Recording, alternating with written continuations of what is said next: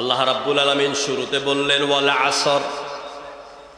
ওয়াল আসর, আসর মানে হলো কাল, আসর মানে হলো সময়, আসর মানে হলো ইতিহাস, আসর মানে হলো মহাকাল। আল্লাহ পাক ওয়াওটি ব্যবহার করেছেন ওয়ায়ে কাসমিয়া। ওয়াল আসর, সময়ের কসম, কালের কসম, মহাকালের কসম, ইতিহাসের কসম।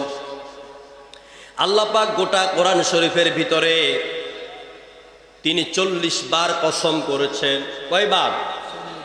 40 জিনিসের 40 বার তিনি কসম করেছেন। তার মধ্যে 20টি কসম করেছেন নবমণ্ডল নিয়ে, আর 20টি কসম করেছেন তিনি ভূমণ্ডল নিয়ে। কখনো তারকার কসম, যেমন ওয়ান-নাজমি ইযা হাওয়া মা দাল্লা সাহিবুকুম ওয়া মা গাওয়া। আবার কসম করেছেন ওয়াস-সামাই যাতিল বুরুজ ওয়াল ইয়াউমিল মাউউদ। আবার তিনি আবার কখনো ভূমণ্ডলের কসম করেছেন ওয়াত-তুর, আবার করেছেন ওয়াত-তিন ওয়াজ-যাইতুন ওয়াতুর সিনিন ওয়াল আদিয়াত ওয়াজ-জারিয়াত। এইগুলো হলো ভূমণ্ডলের কসম। নবমণ্ডলের 20টা, ভূমণ্ডলের 20টা, মোট 40টা কসম করেছেন আল্লাহ পাক। এখানে কালের কসম করলেন কেন, সময়ের কসম কেন করলেন, খুব ভালো করে বুঝেন। সময় মানুষের জীবনের সাথে ওতপ্রোতভাবে জড়িত। সময়ের দাম দিতে গিয়া ট্রেন এবং বাসের হ্যান্ডেলে আমরা ঝুলে যাই, আর এক সময় হাত পিছড়াইয়া পড়ে ট্রেনের চাক্কার তলে আমরা খতম হয়ে যাই। যেরকম ঠিক কিনা? সময়ের দাম দিতে গিয়ে আমরা বাসের মধ্যে, ট্রেনের মধ্যে ধাক্কা ধাক্কি করি, আমরা কিলাকিলি করি। প্রিয় বন্ধুগণ, এই সময় মানুষের জীবনের সাথে সম্পৃক্ত। এই সময়ের মধ্যে পৃথিবীতে কতজন এসেছিল যারা আল্লাহকে বৃদ্ধাঙ্গুলি দেখিয়েছিল। এসেছে কওমে লূত, এসেছে কওমে নূহ, এসেছে কওমে সামুদ, এসেছে কওমে শুআইব, এসেছে কওমে ফিরআউন, এসেছিল কওমে নমরুদ, এসেছিল কওমে আবু জাহেল। সব চলে গেল।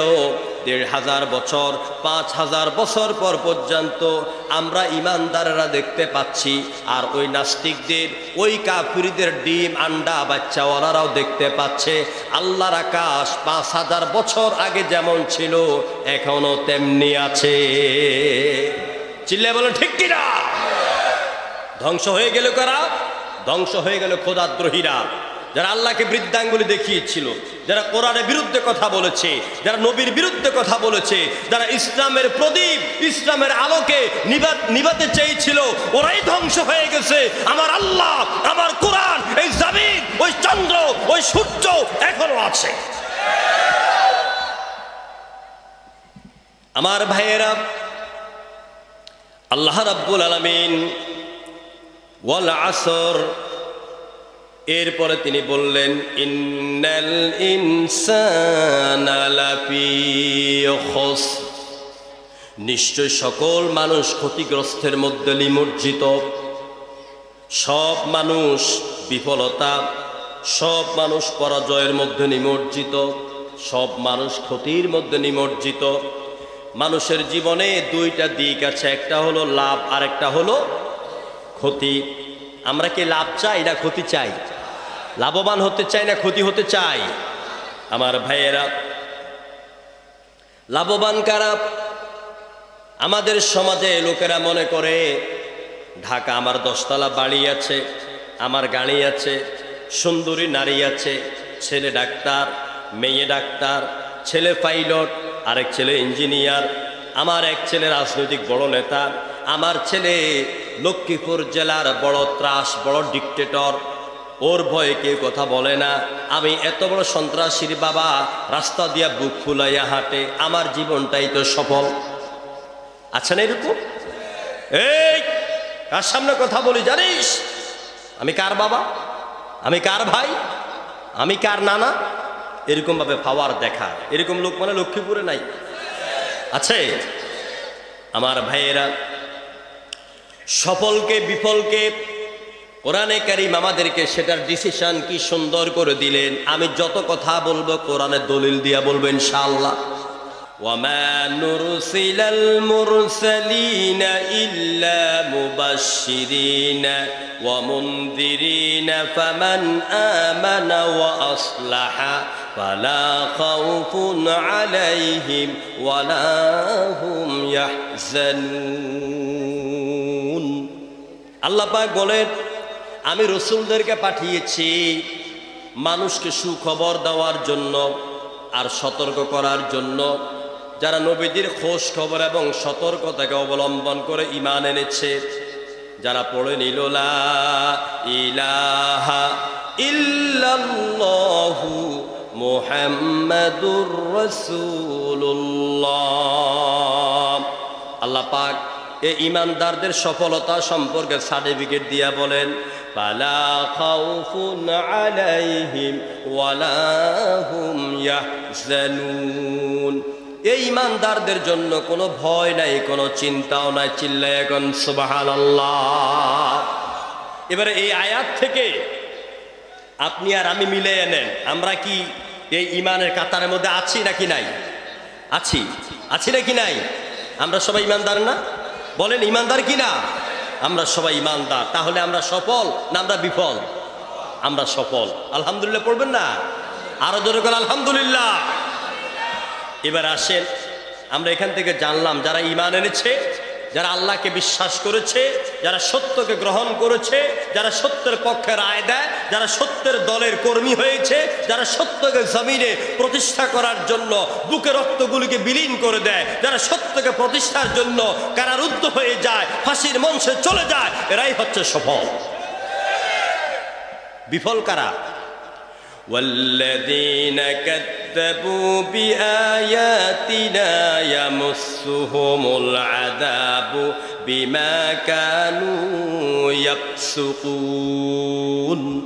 আল্লাহ রাব্বুল আলামিন বলেন, যারা আমার আয়াতগুলিকে মিথ্যা প্রতিপন্ন করে, আমার আয়াতকে অস্বীকার করে, আমি আল্লাহকে অস্বীকার করে, আমার দ্বীনকে অস্বীকার করে, আমার নবীর নবুয়তকে অস্বীকার করে, সত্য থেকে মুখ ঘুরিয়ে নেয়, মিথ্যার পক্ষে বুলি ছাড়ে, মিথ্যার পক্ষে তারা সাড়া দেয়, মিথ্যাকে প্রতিষ্ঠিত করার জন্য আন্দোলন করে, আল্লাহ পাক বলেন কিয়ামতের ময়দানে তাদেরকে আযাব স্পর্শ করবে। আর এরা হলো ফাসিক। এরা কারা? তাহলে বিফল হচ্ছে যারা কাফের তারা, আর সফল হচ্ছে যারা মুমিন তারা। আলহামদুলিল্লাহ বলবেন না? ঈমানদাররা সফল, কাফেররা বিফল।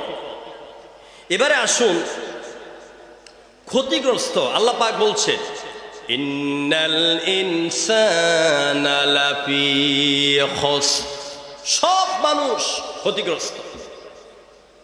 প্রিয় ভাইরা, সূরাতুল আসর এত গুরুত্বপূর্ণ সূরা, বিশ্বনবীর হাদিসে এবং সাহাবায়ে কেরামের জীবনের মধ্যে পাওয়া যায়।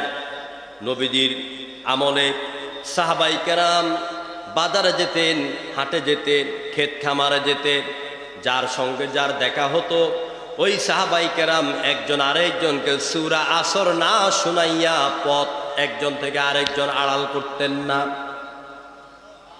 এত গুরুত্বপূর্ণ সূরা। ইমাম রাজিব মিশরের বাজারে হাঁটতেছেন সূরা আসরের তাফসীর লেখার জন্য। ইমাম রাজি সূরা আসরের ব্যাখ্যা লিখলেন, কিন্তু ওয়াল আসর, সময়ের কসম, এই শব্দটির ব্যাখ্যা লিখতে ইমাম রাজি পারছেন না। ওয়াল আসরের ব্যাখ্যা তিনি কি দিয়া লিখবেন? বাজারে তিনি ঘুরতেছেন, ঘুরতে ঘুরতে দেখলেন একটা লোক চিৎকার মেরে বলতেছে, আমার ভাইয়েরা, ইরহামু, তোমরা আমার প্রতি দয়া করো, আমাকে অনুগ্রহ করো, আমার ব্যবসার পুঁজিটা বাঁচাও, আমার পুঁজি যদি চলে যায় আমি বড় ক্ষতিগ্রস্ত হয়ে যাব।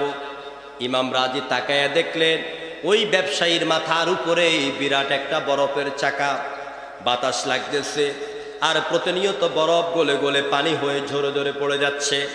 আর চিৎকার মেরে বলছে, ভাইয়েরা আমার পুঁজি বাঁচাও, আমার পুঁজি বাঁচাও। ইমাম রাজি বলতেছেন, এটাই হলো সূরাতুল আসর তাফসীর। সুবহানাল্লাহ, এটাই হলো ওয়াল আসর, সময়ের কসমে তাফসীর। আমি তাফসীর পেয়ে গেছি। অর্থাৎ ওই বরফের চাকা যেভাবে বাতাস লেগে লেগে গলে যাচ্ছে সময়ের ব্যবধানে, ঠিক মানুষের জীবনের সময়গুলি প্রতি মুহূর্ত শেষ হয়ে যাচ্ছে, ক্ষয় হয়ে যাচ্ছে, মানুষের জীবন থেকে এগুলি সব বিদায় হয়ে যাচ্ছে। প্রিয় ভাইয়েরা, আল্লাহ পাক হরফে মুসাব্বাহ বিল ফাইল ব্যবহার করে, লামে তাকিদ ব্যবহার করে তিনি বলছেন ইন্নাল ইনসানা লাফি খুসর, নিশ্চয়ই সব মানুষ ক্ষতিগ্রস্তের মধ্যে নিমজ্জিত। এখন আমি আপনাদের সামনে বলবো যে ক্ষতিগ্রস্ত কারা। ক্ষতিগ্রস্তের একটা তালিকা আপনাদের সামনে আমি দিব কোরআন থেকে। কারা ক্ষতিগ্রস্ত?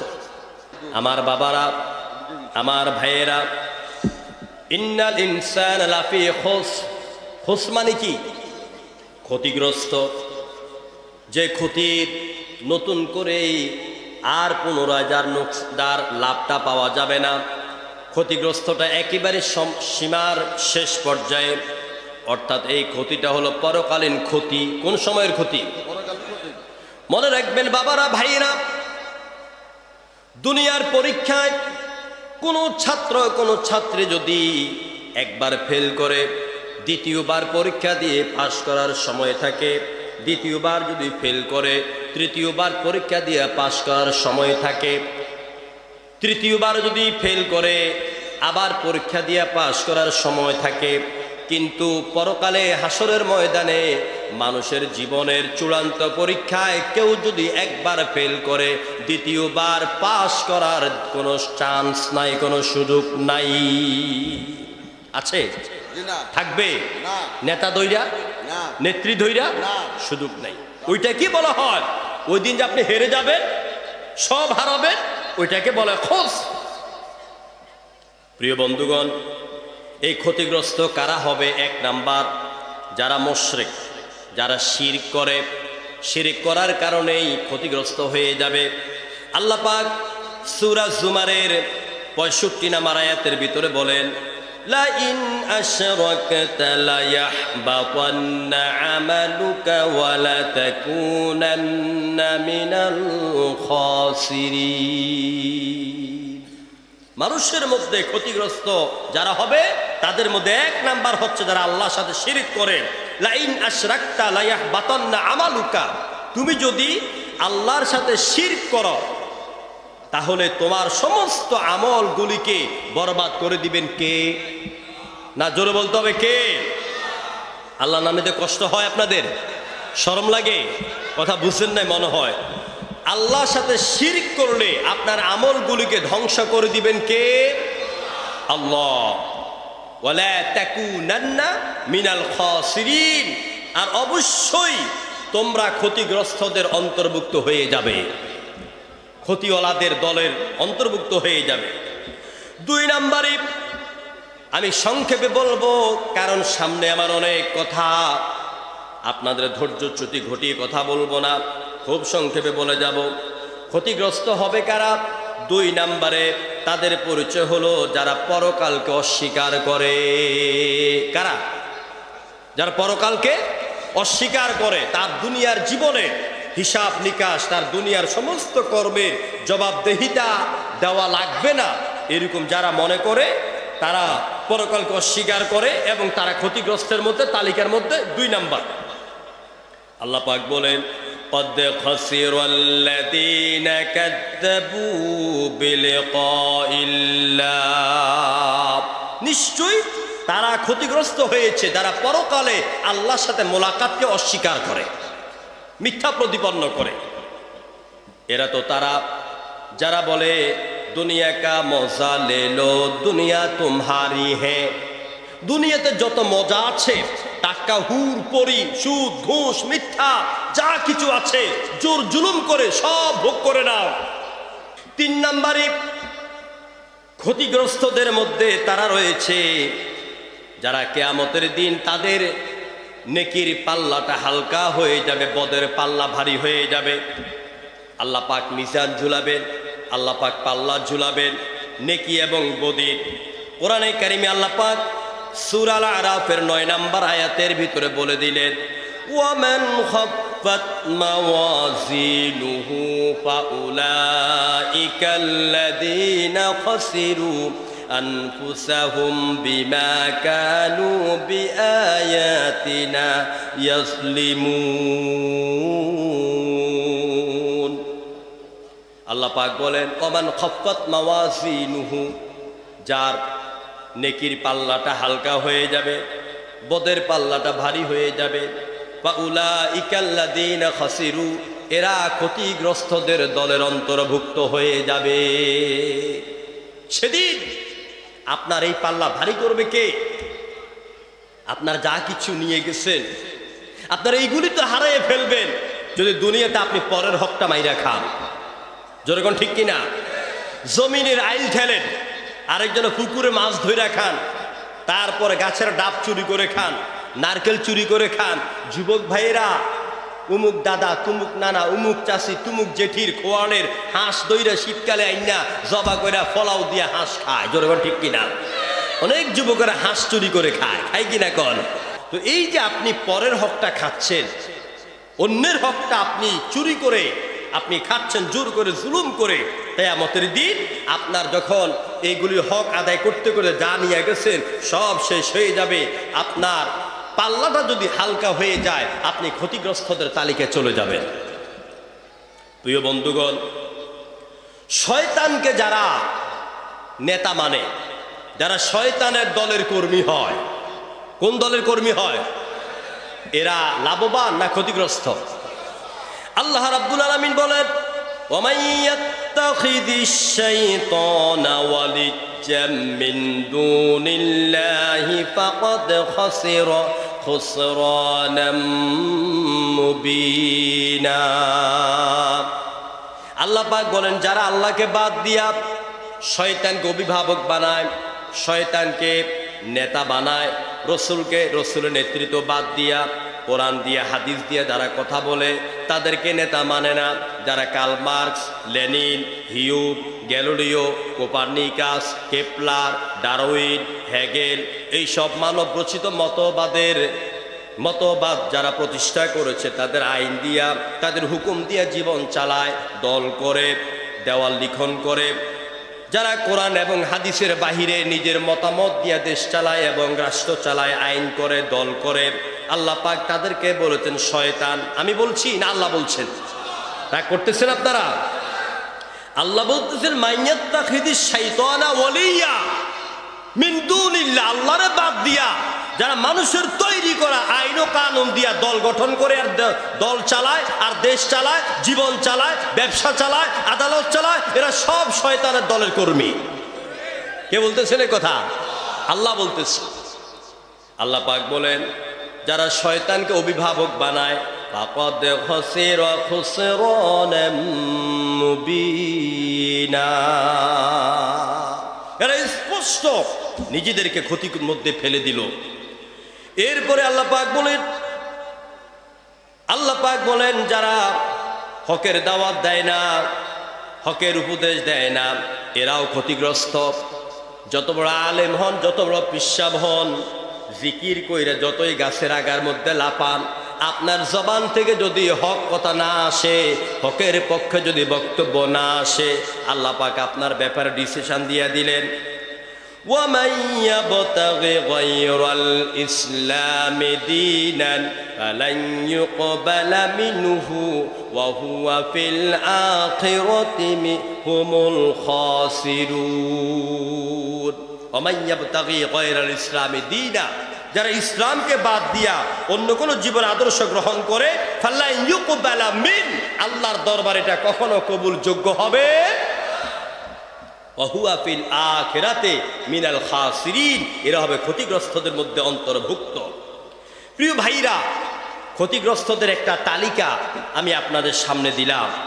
আল্লাহ রাব্বুল আলামিন বলছেন, ইন্নাল ইনসানা লাফি খুসর ইল্লাল্লাযীনা আমানু ওয়া আমিলুস সালিহাত আল্লাহ পাক এতক্ষণ বললেন সব মানুষ ক্ষতিগ্রস্ত। এই সূরাটি যখন নাজির হয়, সাহাবাই কেরাম মাটির মধ্যে গোড়াগড়ি দিয়ে কান্না শুরু করে দিয়েছে। হুজুর সাল্লাল্লাহু আলাইহি সাল্লাম সাহাবাই কেরামকে বলছেন, তোমরা কান্দো কেন? ইয়া রাসূলুল্লাহ, যে আয়াত নাজিল হলো আমরা তো সব শেষ। তখন আল্লাহ পাক নবীকে বলে, নবী আপনি আমার প্রিয় বান্দাগুলিকে আশার বাণী শুনিয়ে দেন। সেটা কি? ইল্লাল্লাযীনা আমানু ওয়া আমিলুস সালিহাত। চারটি কাজ যারা করবে। কয়টি কাজ? কথা বলতে হবে, কয়টি কাজ? চারটি কাজ যারা করবে এরা কখনো ক্ষতিগ্রস্তদের অন্তর্ভুক্ত হবে না। একটু আগে ক্ষতিগ্রস্তদের যে তালিকা পেশ করলাম ওই তালিকার মধ্যে তারা পড়বে না, এরা ধ্বংস হবে না। চারটি কাজের মধ্যে 1 নাম্বার কাজ হলো যারা আল্লাহর প্রতি ঈমান এনেছে। 2 নাম্বারে ওয়ামিলুস সলিহাত, যারা নেক কাজ করেছে। 3 নাম্বারে ওয়াতাওয়াসাউ বিল হক, যারা পরস্পর সত্যের দাওয়াত দিয়েছে। 4 নাম্বারে ওয়াতাওয়াসাউ বিস সবর, যারা পরস্পরকে ধৈর্যের দাওয়াত দিয়েছে। সুবহানাল্লাহ। কয়টি কাজ করতে হবে? আরো জোরে বলতে হবে, 4টি কাজ। প্রিয় ভাইরা, আল্লাহ পাক বললেন 4টি কাজ করলে তোমাদের ধ্বংস হবে না। 1 নাম্বার আল্লাহর উপর ঈমান, 2 নাম্বার নেক আমল, 3 নাম্বারে হকের দাওয়াত, 4 নাম্বারে সবর ইখতিয়ার। মনে থাকবে? বলেন তো 1 নাম্বারে কি? 1 নাম্বারে আল্লাহর প্রতি ঈমান, বলেন। 2 নাম্বারে হকের দাওয়াত দেওয়া। 3 নাম্বারে 1 নাম্বারে আল্লাহর প্রতি ঈমান আনা, 2 নাম্বারে নেক আমল করা, 3 নাম্বারে হকের দাওয়াত দেওয়া, 4 নাম্বারে সবর ইখতিয়ার করা। এই 4টি কাজ যারা করবেন তারা ধ্বংস হবেন না। এখন আসেন, ঈমানটা কি? ঈমান হচ্ছে একটি সুস্পষ্ট বিশ্বাসের নাম, যেটা সন্দেহ থেকে সম্পূর্ণ মুক্ত। এটাকে বলা হয় ঈমান। কি বলা হয়? পড়েন, আমানতু বিল্লাহি ওয়া মালাইকাতিহি ওয়া কুতুবিহি ওয়া রুসুলিহি ওয়াল ইয়াউমিল আখির ওয়াল কদরি খাইরিহি ওয়া শাররিহি মিনাল্লাহি তাআলা ওয়াল বা'থি বা'দাল মাউত। 7টি বিষয়ের উপর ঈমান আনতে হবে। 1 আল্লাহর প্রতি ঈমান, 2 ফেরেশতাদের প্রতি ঈমান, 3 কিতাবুল্লাহর প্রতি ঈমান, 4 রিসালাতের প্রতি ঈমান, 5 তাকদীরের প্রতি ঈমান, তারপরে 6 কিয়ামতের উপর ঈমান, 7ম পুনরুত্থান দিবসের উপরে ঈমান। এই 7টি বিষয়ের উপরে ঈমান আনতে হবে। প্রকৃত ঈমানদার কে? এই 7টি বিষয়ের উপর তো আমরা সবাই ঈমান এনেছি, নাকি আনি নাই? জোরে করে আনছি কিনা? আমরা 7টি বিষয়ের উপর সবাই আল্লাহকে মানি, নাকি আল্লাহকে মানি না? আমরা আল্লাহকে মানেন তো সবাই। ফেরেশতা আছে, এটাও মানি। কোরআন আল্লাহর কিতাব, এটাও মানি। কিয়ামত হবে, এটাও মানি। তাকদীর আছে, এটাও মানি। পুনরুত্থানকেও মানি। কিন্তু এই মানার পরে প্রকৃত ঈমানদারকে এটা জানতে হবে। আল্লাহ রাব্বুল আলামিন কোরআনে কারিমে বললেন, যেই ব্যক্তি এক আল্লাহর উপর ঈমান আনার পরে আল্লাহর আইনের উপর, আল্লাহর ক্ষমতার উপর, আল্লাহর বিধানের উপর, আল্লাহর জান্নাতের উপর, আল্লাহর জাহান্নামের উপর কোন রকমের সন্দেহ করে নাই, ওই ব্যক্তি হলো প্রকৃত ঈমানদার। 2 নম্বরে, যে ব্যক্তি আল্লাহকে আল্লাহ বলেছেন, আল্লাহ বলার পাশাপাশি আল্লাহকে রব হিসাবে স্বীকৃতি দিয়েছেন, ওই ব্যক্তি প্রকৃত ঈমানদার। আল্লাহকে কিন্তু ফেরাউনও মেনেছে, মানে নাই? কথা বলেন। যখন সমুদ্র নীল আপনার লোহিত সাগরে পানি খাচ্ছিল, তখন বলছে আমানতু বানু ইসরাইল, আমি বনি ইসরাইলের ওই আল্লাহর প্রতি ঈমান আনলাম। বনি ইসরাইলটা মূসা যে আল্লাহকে আল্লাহ বলে, আমিও সে আল্লাহর প্রতি ঈমান আনলাম। নমরুদও জানতো আল্লাহ একজন আছে, আবু জাহেলও জানতো আল্লাহ একজন আছে, কিন্তু আল্লাহদের রব এই কথা সবাই বিশ্বাস করে নাই। বর্তমানে বাংলাদেশেও অনেকে আছেন যারা আল্লাহকে রব হিসাবে মানেন না, আর রব হিসাবে মানলেও অন্ধভাবে মানেন, জেনে শুনে আল্লাহকে রব হিসাবে মানে না। আমি এখন রবের তাফসীর করব না, আমি শুধু এতটুকু বলতে চাই, যারা আল্লাহকে আল্লাহ হিসাবে মানার পরে রব হিসাবে স্বীকৃতি দেয়, এরা হলো প্রকৃত ঈমানদার। যারা আল্লাহকে জেনে শুনে রব মেনে নিল, ওদের জীবনে যত বড় বিপদ আসুক না কেন, মুসিবত আসুক না কেন, ওদেরকে যত পিটায় না কেন, ওদের উপর যত নির্যাতনার জুলুম করা হোক না কেন, এরা কখনো আল্লাহকে আল্লাহ আমার রব এই কথার থেকে পিছপা হয়ে যায় না।